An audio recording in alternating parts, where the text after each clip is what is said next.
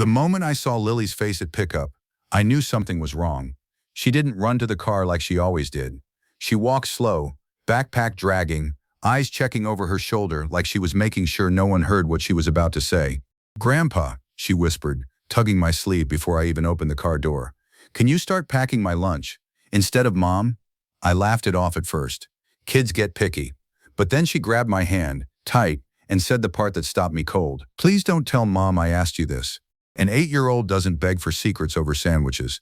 Something else was going on. Before I tell you what I found out, and trust me, it's the kind of thing that changes how you see your own family. If you're the type who believes small moments can carry the biggest truths, hit subscribe. Stories like this one deserve to be heard all the way through, because what Lily was really asking me for that day wasn't lunch at all. My name is Walter Bennett. I spent 31 years teaching history and coaching junior varsity football at Maple Hollow High, back before my knees gave out and my wife Diane passed. That was 6 years ago now. The house got quiet after that. Too quiet, some days. But Lily has a way of filling up silence without even trying. My daughter Rachel is the reason I get out of bed most mornings with somewhere to be.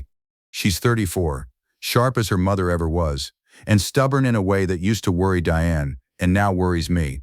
About a year ago, her marriage to David ended. He moved 2 towns over, promised he'd still be around for Lily, and mostly kept that promise the way a man keeps a New Year's resolution, strong for a few weeks, then quiet, then gone. Rachel didn't fall apart. That's not who she is. She picked up a second job at the diner on weekends, on top of her regular office work during the week, and she never once asked me for a dime. I offered, more than once. She always had the same answer, said with that same tight smile her mother used to give me when she was hiding something. "We're fine, Dad, really." I believed her, mostly because I wanted to.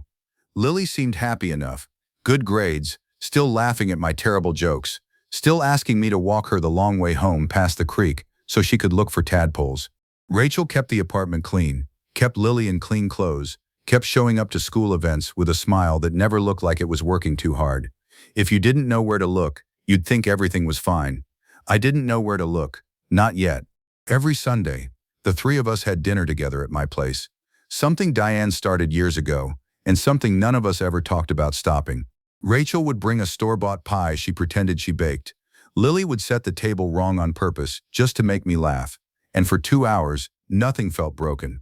That Sunday, 3 days before the parking lot conversation, was no different. Rachel talked about a coworker's ridiculous email typo. Lily told a long, winding story about a substitute teacher who couldn't pronounce anyone's last name. I remember thinking, watching them both laugh with their heads tilted the exact same way, that whatever hard year we'd had, we were coming out the other side of it fine. I had no idea how wrong I was. That Sunday dinner was 3 days before Lily grabbed my sleeve in the parking lot. But the real conversation, the one where she actually explained herself, happened the following afternoon at my kitchen table over a plate of the oatmeal cookies she pretends she doesn't like as much as she does. "You mean it?" she asked, once I sat down across from her. "You'll do it every day? Not just today?" "Do what exactly?" I said. "You never finished telling me in the parking lot." She picked at the edge of the placemat, not looking up. "Pack my lunch, every school day, instead of Mom. Your mom makes you a fine lunch, sweetheart. Why would you want mine instead? I can't even make a sandwich without cutting it crooked."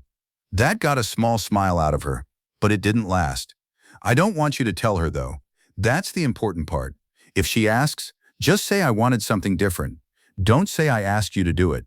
Please, Grandpa. I've spent 31 years reading kids. You learn to tell the difference between a child who's being dramatic over nothing and a child who's carrying something heavier than they know how to carry." Lily's eyes had that second kind of look, careful, watching my face for a reaction, like she'd rehearsed this. "Is something wrong at home?" I asked, keeping my voice as light as I could manage. "No," she said too fast. I want you to do it, that's all." I wanted to push further right then. Every instinct told me to. But I also knew Lily, knew that pushing an 8-year-old who's decided to keep a secret usually just teaches her to keep it better. So instead, I told her I'd start Monday. Turkey and cheese, cut straight down the middle, no crusts unless she wanted them. She hugged me tighter than usual before before Rachel, picked her up that evening. Tighter and longer, Like she was relieved about something I still didn't understand. I told myself it was nothing. Kids go through phases. Maybe she just wanted more time with me before school, an excuse to stop by in the mornings. But that night, lying awake longer than I should have, I kept coming back to the way she'd said, "Please don't tell Mom." Not "Don't tell Mom I like your sandwiches better." Just, "Don't tell her." Like the asking itself was the thing that needed hiding. I didn't know it yet, but that was the first thread. And once I started pulling on it, the rest of it wasn't going to stay hidden much longer. Monday morning, I showed up at Rachel's apartment at 7:15, lunch bag in hand, feeling a little ridiculous about the whole thing. Rachel opened the door, already dressed for the office, hair still damp, phone wedged between her shoulder and ear. "Dad, hi, sorry, one sec." She finished whatever call she was on, something about a scheduling conflict, then hung up and looked at the bag in my hand like she wasn't sure what she was seeing. "What's this?" Lily asked me to start packing her lunches, said she wanted a change. I kept my voice easy, the way I'd promised. Something flickered across Rachel's face, surprise, maybe a little hurt, before she smoothed it over. "Oh, okay, sure, that's fine.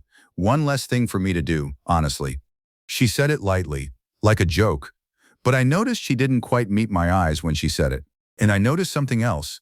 Standing there in her kitchen doorway, the counter behind her was bare except for a stack of envelopes, several of them the kind with the little red stamped urgency that never means anything good. I didn't say anything about it. Not that morning. But once I started looking, I couldn't stop. The next Sunday, Rachel served herself last at dinner. Same as always, except this time her plate had noticeably less on it than mine or Lily's. When I offered her more chicken, she waved me off, said she'd eaten a big lunch. I remembered, the following week, that she said the exact same thing, eaten a big lunch. And I started to wonder how many big lunches one woman could eat, while still looking thinner every time I saw her. Her wrists had gotten smaller. I noticed it when she reached across the table for the salt, the way her sleeve slid back, and there was more wrist bone than I remembered from a few months before. Diane used to notice things like that about people, a habit I never fully picked up until I needed to. I started asking more questions, careful ones, the kind you ask a proud person without making them feel cornered. "How's work?" "Fine, busy. You know how it is." "David send this month's support on time?" A pause, just half a second too long. "He's a little behind. It happens. I'm handling it." "I'm handling it" became something I heard a lot that month. She said it about the car making a strange noise. She said it about a late notice I spotted, folded in half, tucked under a magnet on her fridge before she snatched it away and shoved it in a drawer.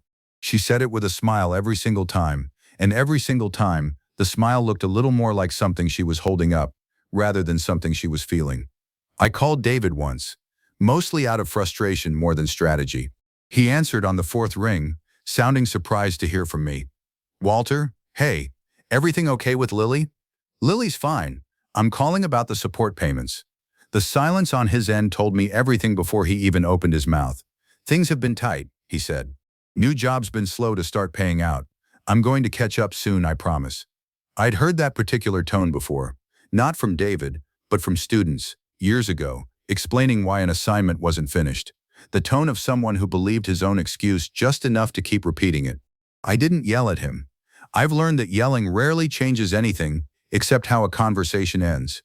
I just told him his daughter noticed more than he thought she did, and hung up before he could offer another promise I already knew he wouldn't keep.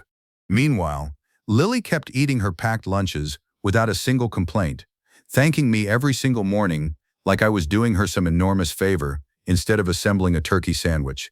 She started hugging me a little longer at drop-off too. Started asking, almost too casually, whether Mom had eaten breakfast that morning. "I don't know, sweetheart. Why do you ask?" "No reason," she'd say, and look back out the window. That was the third time she'd asked me some version of that question in 2 weeks. 3 times too many for it to mean no reason. Something was happening in that apartment that Rachel didn't want me to see, and Lily, for reasons I still couldn't fully piece together, had appointed herself the one standing guard over it, an 8-year-old, keeping watch over her own mother, and quietly pulling me into the job without either of them realizing I'd already noticed. I decided that Friday, I wasn't going to wait for an explanation anymore. I was going to go looking for one myself. Friday morning, I picked Lily up from school early, for a dentist appointment Rachel couldn't make it to. While I waited in the front office for the teacher to release her, I got to talking with Mrs. Alvarez, Lily's homeroom teacher, a soft-spoken woman who'd clearly noticed me hovering longer than necessary. "She's a sweet kid," Mrs. Alvarez said, glancing toward the classroom door. "Real observant, too. More than most 8-year-olds. "Observant how?" I asked, trying to sound like idle small talk instead of the question I actually needed answered. She hesitated, the way people do when they're deciding whether something is theirs to share. A few weeks back, she asked me if kids can get in trouble for not having enough lunch money. I told her not to worry about anything like that here, that we have a program for kids who need it. She seemed relieved, didn't say much else. I felt something cold settle in my chest. Did she say why she was asking? No. But I did notice she started bringing snacks from home to share with a couple of the other kids around that time. Wouldn't take anything for herself, though. I always thought that was strange for a girl who usually finishes her whole lunch. I thanked her, more shaken than I let on, and went to collect Lily. She chattered the whole car ride about the substitute in art class, and I nodded along while my mind kept circling back to one detail. A girl who usually finishes her whole lunch, sharing food with other kids, and taking nothing for herself. The real discovery came that evening, almost by accident. Lily had left her backpack on my kitchen counter after the dentist, and when I went to zip it shut for her, a folded piece of paper slipped out onto the floor. I picked it up to put it back, and stopped, because it wasn't homework. It was a list. In Lily's careful, looping handwriting, the kind she'd only recently learned in school. Things Mom doesn't eat. Breakfast, says not hungry. Lunch, says she ate at work. Sometimes dinner too. Things I saw. Envelope said past due. Mom crying in the car. Thought I was asleep. Mom's ring not there anymore. What I can do. Ask Grandpa for lunch, so Mom doesn't have to make two. Don't tell Mom, she'll feel bad. Eat less, so there's more for her. I stood there in my kitchen for a long time, holding that piece of paper, feeling like the floor had shifted under me. Diane's wedding ring.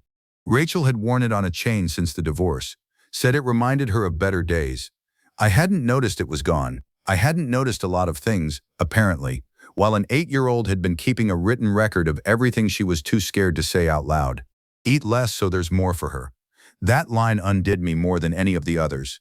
My granddaughter hadn't asked me to pack her lunch because she wanted something different. She'd asked because in her mind, one less lunch for Rachel to make meant one less thing pulling at a mother who was clearly running on nothing. She wasn't trying to get out of eating her mother's cooking. She was trying to save her. I sat down at my own kitchen table, the same table where she'd made me promise not to tell, and I finally understood what I'd been too slow to see. This was never about sandwiches.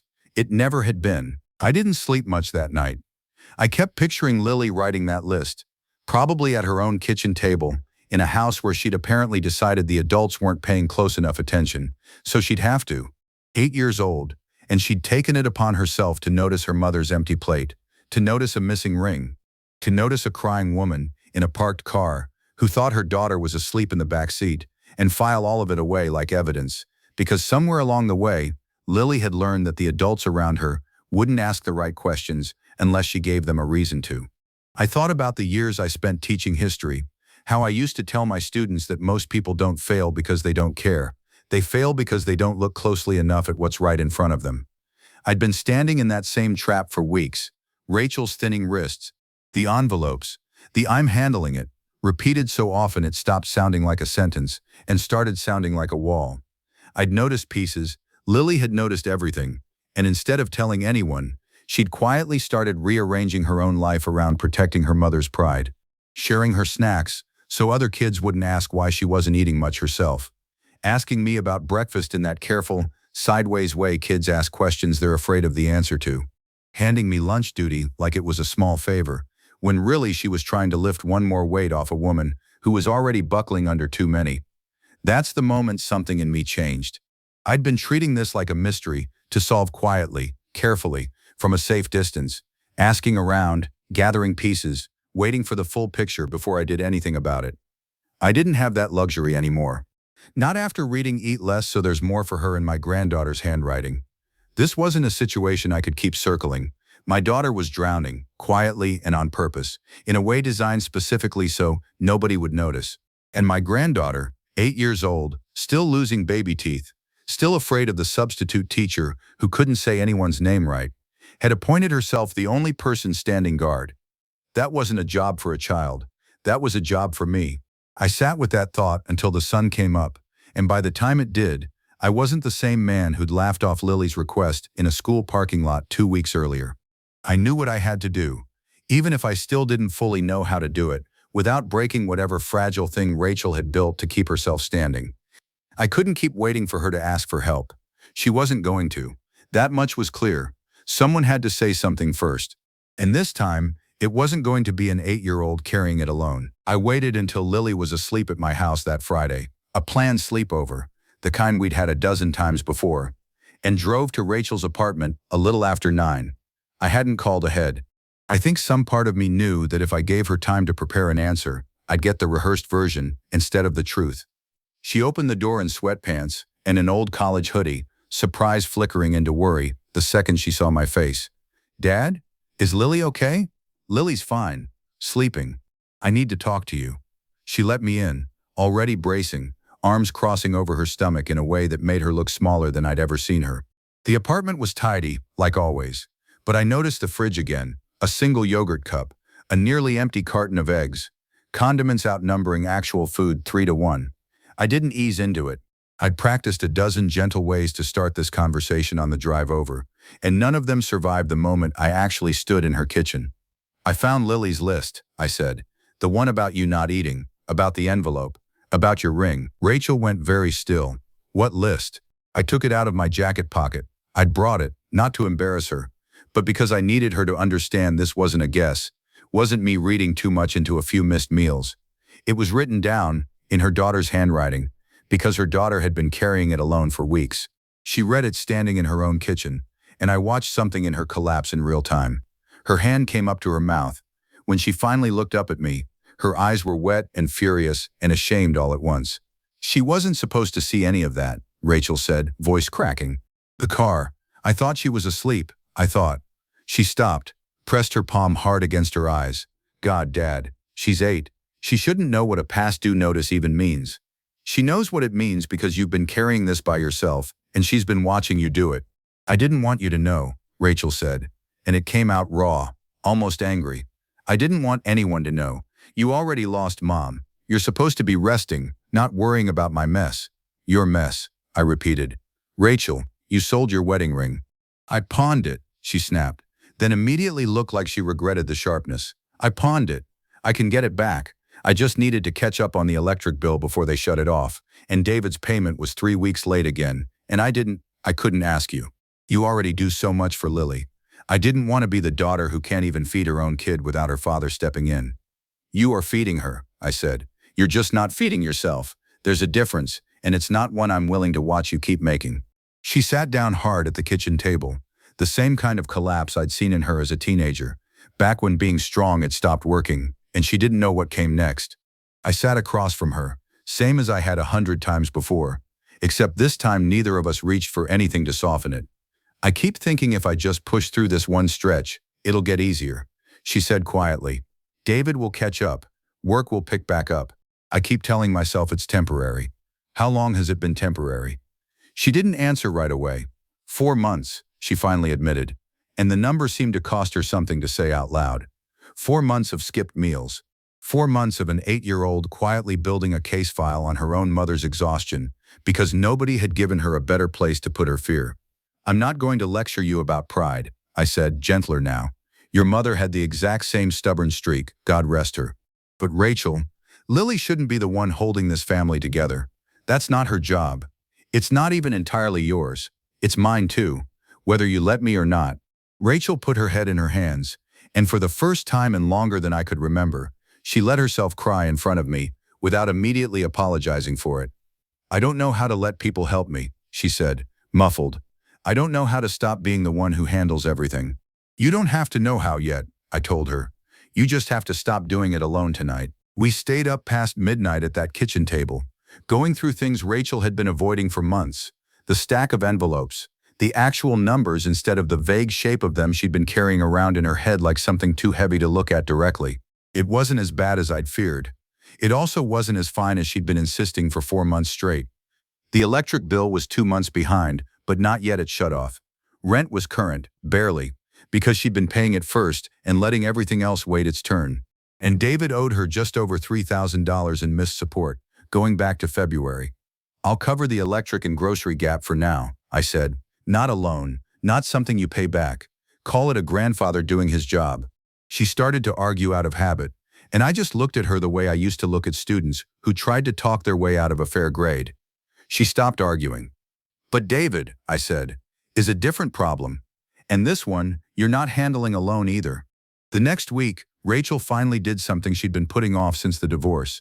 She went to see a family law attorney, a woman named Patricia Nunez, who came recommended by a coworker who'd been through something similar. I went with her, sat in the waiting room while they talked through options, and watched Rachel come out an hour later, looking lighter than she had in months, like she'd set down something she'd been gripping too tightly for too long. "There's a formal process for this," Rachel told me in the parking lot, half laughing, half disbelieving. "Wage garnishment, enforcement. I could have started this months ago. Why didn't you?" She thought about it honestly, instead of giving me a quick answer. Because starting it meant admitting he wasn't going to just do the right thing on his own. I kept hoping he would. "Hope's not a bad thing," I said. "It's just not a payment plan." Patricia filed the paperwork within the week. It wasn't instant, these things rarely are, but it put in motion something Rachel had avoided for a year out of some mixture of pride and lingering hope that David would come around without being made to. Meanwhile, small things started shifting at home. I kept packing Lily's lunch, partly because she still asked me to, partly because it had become something we both looked forward to, an excuse for 10 minutes together most mornings that had nothing to do with worry. But now Rachel knew why the request had started, and instead of feeling replaced, she'd cried again. A different kind of crying, when I finally told her what her daughter had written on that list. "She was trying to take care of me," Rachel said, staring at the paper like she was seeing her daughter for the first time in a new light. "She's 8. She's your daughter," I said. "That's exactly where she learned it." Rachel started eating breakfast again. Small things at first, toast, a banana. But I noticed, and more importantly, Lily noticed. I caught Lily watching her mother finish a full plate at Sunday dinner, with an expression I hadn't seen on her in weeks. Relief, plain and simple, the kind that comes from finally being able to set something down. It wasn't fixed. Not all of it. Not yet. But for the first time in months, Rachel wasn't carrying it alone, and Lily wasn't standing guard by herself either. There was still one conversation left to have, though, the one Rachel couldn't have through a lawyer's letter. And I had a feeling, when it finally happened, I wasn't going to be able to stay quietly in the waiting room for that one. The letter from Patricia's office reached David about 2 weeks later. Formal notice of enforcement proceedings. Wage garnishment set to begin, unless he brought the balance current. He called Rachel within the hour, and from what she told me afterward, it wasn't an apology he led with. It was frustration. He said I blindsided him, Rachel told me on the phone that evening. Her voice somewhere between exhausted and something close to steady. Said I could have just talked to him instead of going legal. "What did you tell him?" I told him I tried talking to him for 11 months. This was me finally listening to myself instead. David asked to meet in person, neutral ground, a coffee shop halfway between their two towns, and Rachel asked me to come, not to speak, just to be there. I understood. Some conversations go easier when you're not facing them completely alone, even if you're the one doing the talking. He was already seated when we arrived, looking like a man who'd rehearsed his opening line and was determined to use it. "Rachel, I've had a rough few months too, you know. New job, new apartment. It's not like I've been out living it up while..." "David," Rachel's voice was quiet, but it stopped him cold. "Lily started skipping meals so I'd have enough to eat. She wrote a list about it. My father found it." Whatever David had rehearsed clearly hadn't accounted for that. He went pale, glanced at me, then back at Rachel. "She did what?" Rachel didn't raise her voice. She didn't need to. She laid it out plainly. The missed payments, the pawned ring, the 4 months of quiet, unraveling their daughter, had been watching happen from far closer than either of them realized. David sat through it with the particular stillness of a man finally hearing the actual cost of something he'd been treating as a minor inconvenience. "I didn't know it was that bad," he said finally, and for once I believed he meant it. "You didn't ask," Rachel said. "That's different from not knowing." He didn't argue with that. To his credit, he didn't try to talk his way out of the garnishment order either. or ask her to call off the lawyer, or promise vague future catch-up payments the way he had a dozen times before. Something about hearing it from Rachel, plainly, without anger dressed up as accusation, seemed to land in a way the missed calls and unanswered texts hadn't. "I'll bring the balance current," he said. "All of it. And going forward, no more late payments. I'll set up automatic transfers, whatever you need. I don't need promises, David. I need it in writing, and I need it on time. That's it." He nodded. And for the first time since the divorce, I saw something that looked less like charm and more like actual accountability settle over him. It wasn't dramatic. Nobody yelled. Nobody stormed out. It was just a man finally facing the plain, unavoidable math of what his absence had cost, laid out by the person who'd been quietly absorbing it in his place. The payments started arriving on time after that. Not because he'd suddenly become a different person, but because the consequence had finally caught up to the choice. The way it usually does, eventually, if someone's willing to stop making excuses for it. Rachel walked out of that coffee shop lighter than she'd walked in. Not fixed. Not erased. But lighter. The way a person gets when they finally stop absorbing someone else's failure, as if it were their own responsibility to carry. 3 weeks after that coffee shop conversation, I picked Lily up from school on a regular Tuesday, same as I had every day since this whole thing started. She climbed into the car, dropped her backpack at her feet, and said something that stopped me before I'd even pulled out of the parking lot. "Grandpa, can Mom pack my lunch again tomorrow?" I glanced over at her, careful not to make too much of it. "You sure? I thought you liked mine better." "I do," she said. "But Mom asked if she could start doing it again. She said she wants to." Lily paused, picking at a loose thread on her backpack strap, the same careful expression she'd worn the day this all started. She seemed happy when she asked. Not sad happy, just happy. I understood exactly what she meant, because I'd started noticing the difference too. Rachel had gained back some of the weight she'd lost. Not dramatically, but enough that her wrists didn't catch the light the same way anymore. The support payments arrived on the first of the month like clockwork, and I watched the tight, holding everything up look slowly leave her shoulders over the following weeks.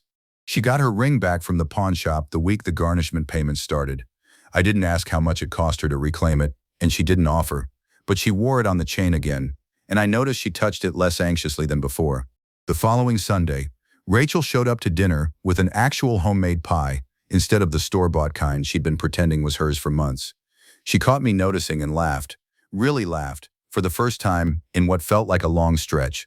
"I had time to bake this week," she said, like it was nothing, like it wasn't the first time in 4 months she'd had enough energy left over at the end of a day to do something just because she wanted to.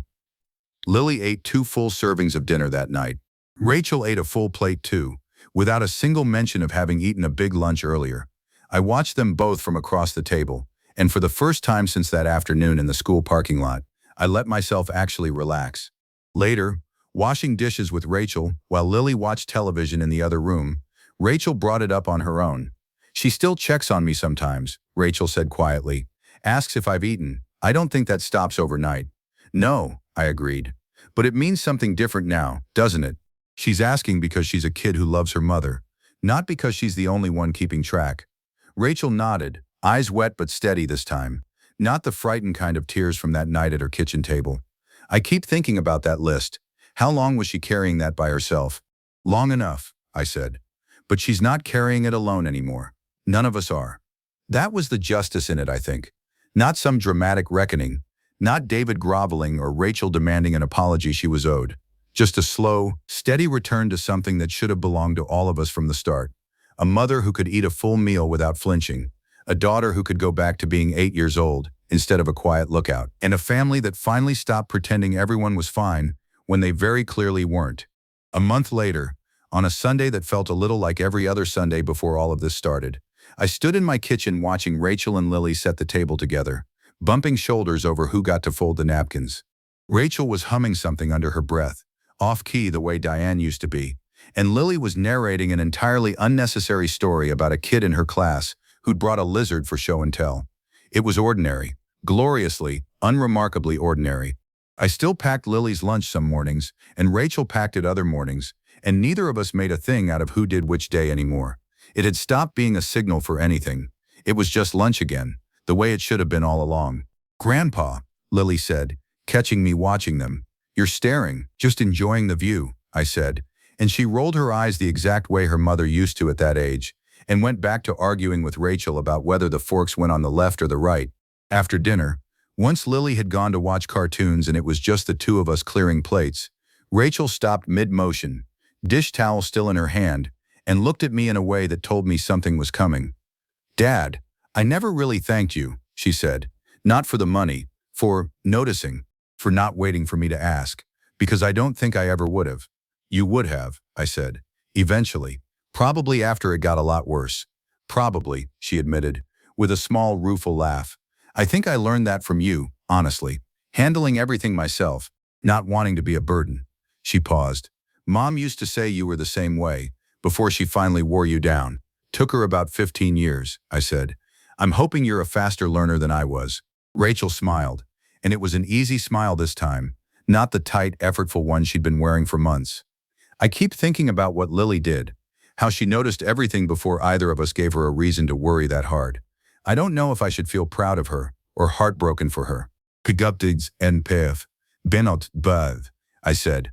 "That's usually how it goes with the people who love us best. They notice more than we want them to, and they do something about it before we're ready to ask." Rachel glanced toward the living room, where Lily was laughing at something on the television, completely unburdened, completely 8 years old again. "I want her to just be a kid for a while, not the one keeping watch."